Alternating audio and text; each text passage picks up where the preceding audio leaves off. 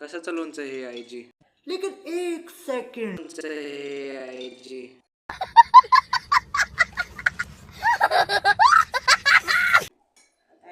ही लोणचं आवळा आहे आणि हा. वरती ती लिंबाचा आहे. कसा केला बरं लोणचं लिंबाचा?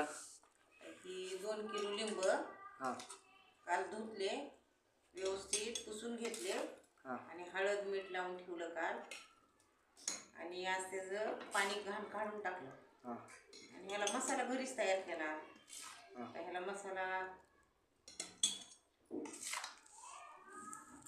काय लवंग, मिरे, मेथ्या, धने ही भाजून घेतलं आणि मोहरी पण 2 वाट्या मोहरी हां स्वच्छ केली, भाजून घेतली, तिची पावडर तयार केली आणि हळद 4 चमचे, 3 वाट्या गूळ घातलाय हां. आणि 2 वाट्या मीठ घातले. असं लोणचं तयार केलं आणि लसण घातला, जिरे घातले. हे लिंबाला बुरशी लागू नये त्यामुळे काय केलं आपण? लिंबाला बुरशी लागून नये म्हणून हिंग वापरले, गूळ वापरलाय. हां आता हे वर्षभर टिकतो हे लोणचं. हां आता हे वरण भातासोबत छान लागतो, खिचडीसोबत छान लागतो.